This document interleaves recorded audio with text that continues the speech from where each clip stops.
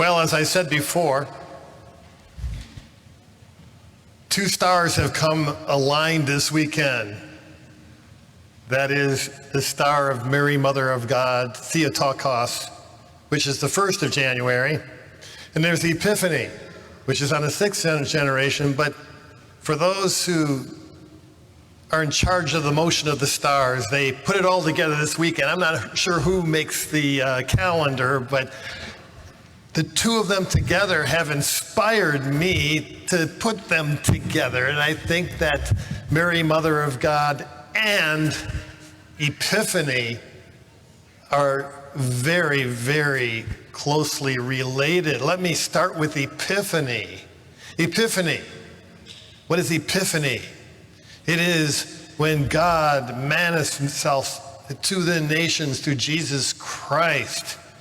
And this whole idea is an old idea. God called Israel in the Old Testament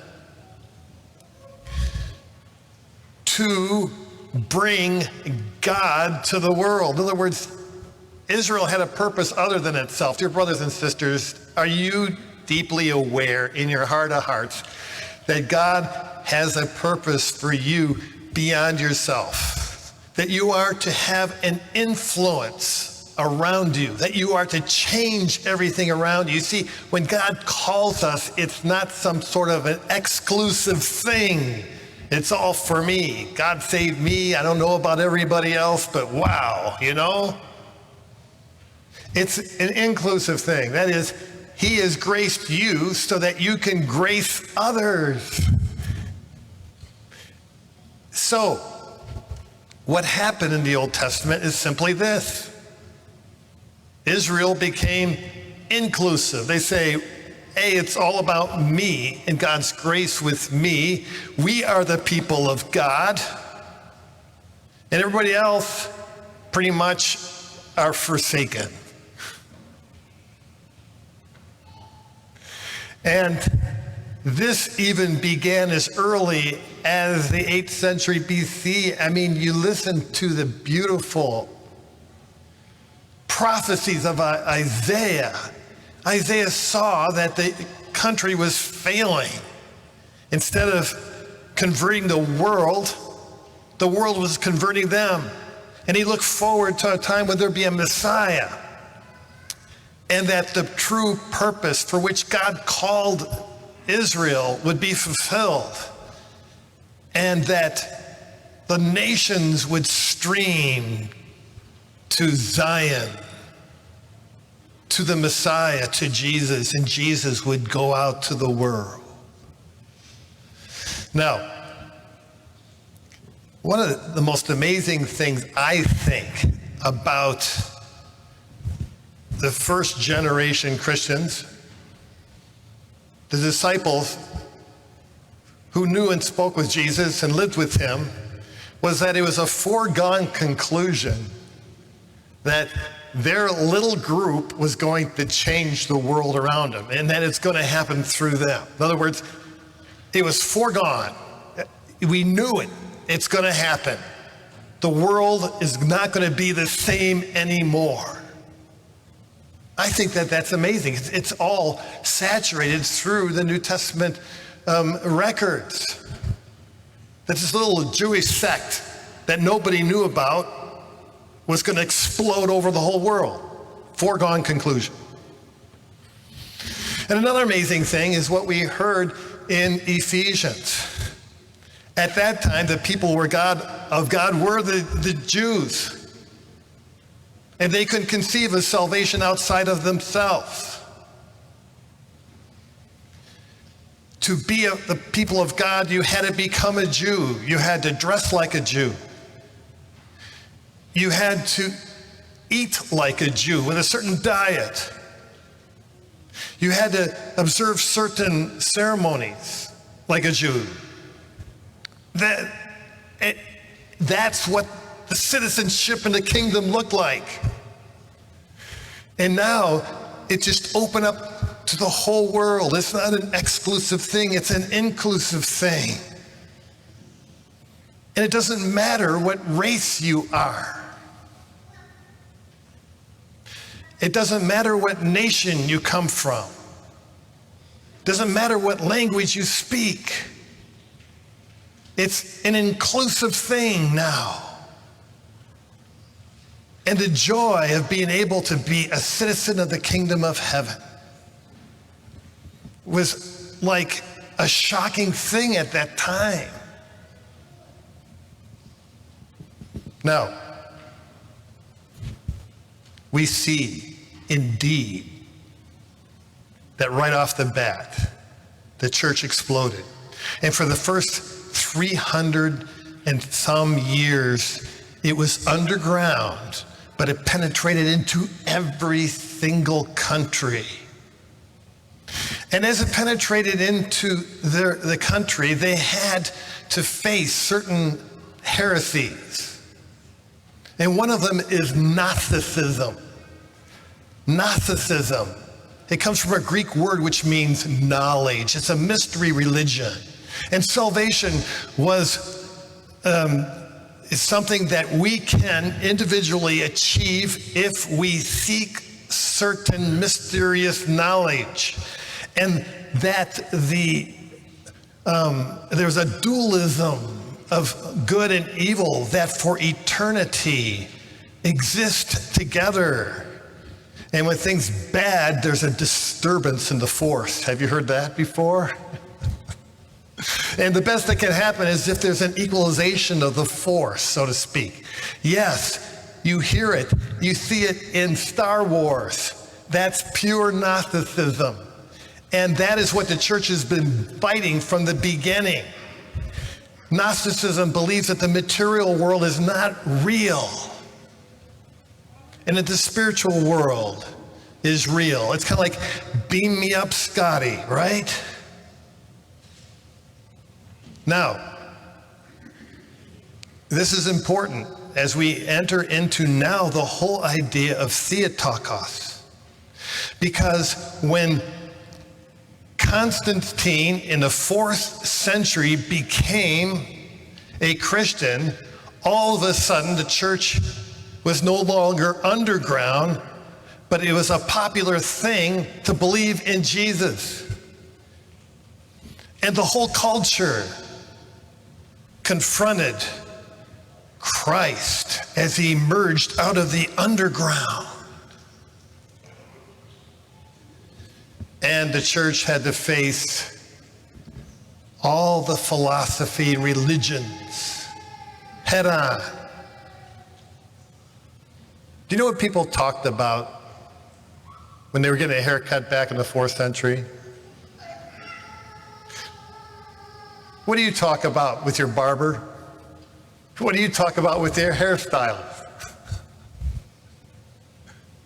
I'm not going to be judgmental here, but I'll tell you what everybody was talking about.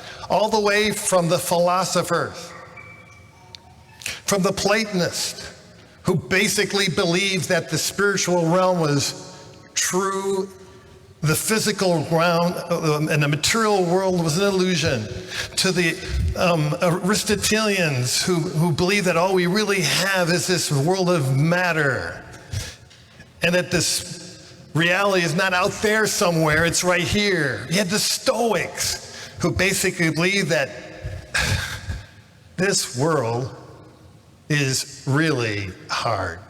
So suck it up, okay? That's Stoicism. You had all these philosophies that were ancient in the culture, and now Christianity was coming up and facing this. And everybody, I'll tell you what everybody was talking in the bars and at the baths or wherever they went in the social setting. It doesn't even matter whether you were a professor in Athens or if you were just a regular Joe in the streets. Do you know what they were talking about? They were talking about Jesus and his two natures and how they related and all the problems. Is he something like a mixture between the divine and the human? If so, he wasn't either divine or human, but Scripture teaches us, and our traditions taught him that Jesus was fully human. but we worship him. You can't worship just a mere human being. You can only worship God or it's idolatry. How do you put this all together?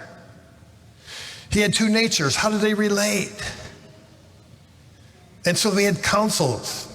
The Council of Nicaea, which boldly claimed that Jesus Christ was homoousios. Can you say that?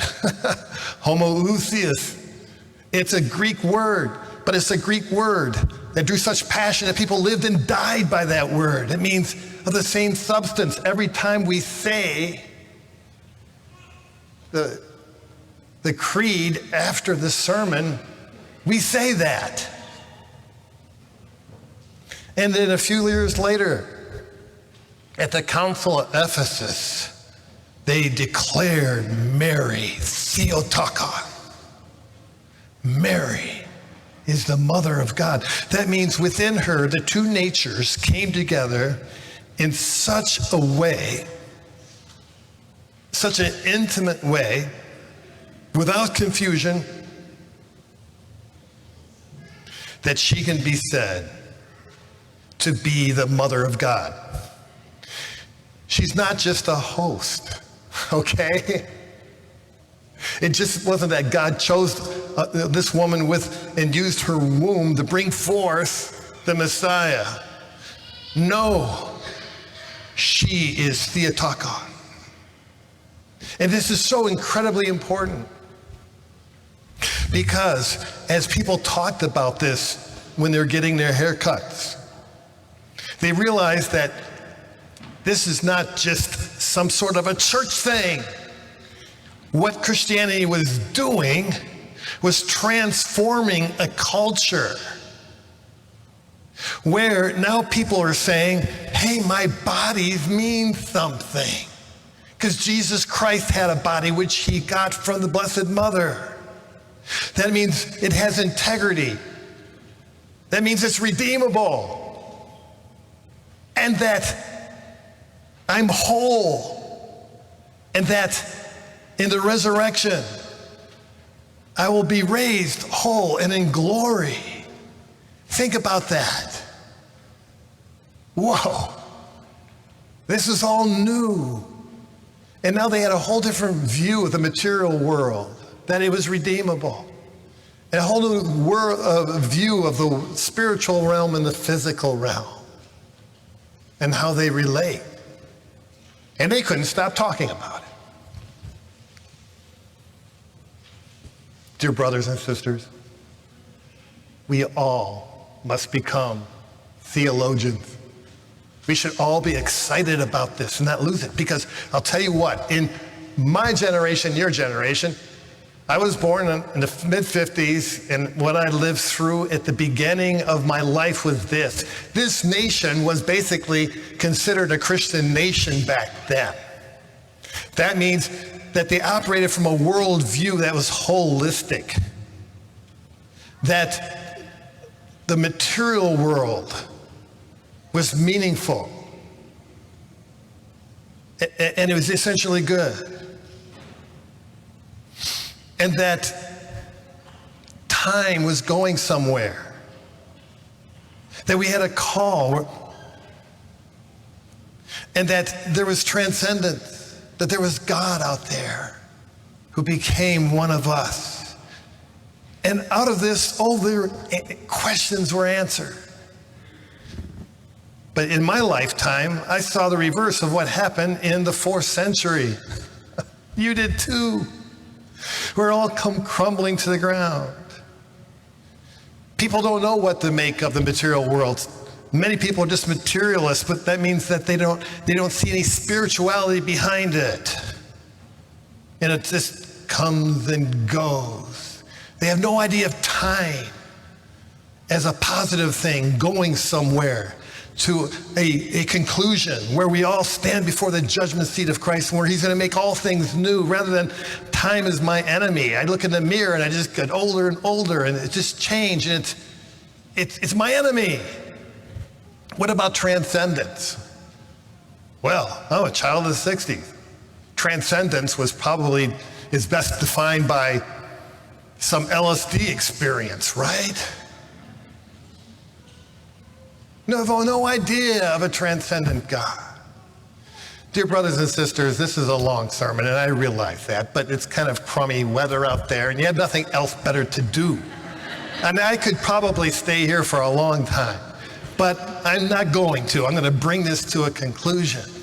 And I want to say you got something very precious in you. Something very precious. You have the truth of Epiphany, the light of God to the nations in you. You have the Blessed Mother as Theotokos. What did I say last week? That salvation is what? It's a family affair. We're all part of this grand family that God created. And though our culture has lost it, the truth remains the truth, and it abides in you and me. We have to be Epiphany bearers to the nation. It's our responsibility to expand the great family of God around us, because we're called. And if you're here today, you have grace. And if you have grace, it's not an exclusive thing, it's an inclusive thing, because you are meant to change the world around you. And so we have to become theologians. Maybe one little practical thing you can do is maybe instead of just going after this homily, you might want to refresh your memory of it by going to the website this week and just looking at the pastoral letter. That's a very shortened form of what I just did now. And you can pray to the Blessed Mother, Theotokos. What a grand, grand title for the greatest woman who ever lived, who is your mother, because Jesus is our brother. And we come together here at Mass to partake of the body and blood of Christ. And where did Christ get his body? From Mary, the Mother of God.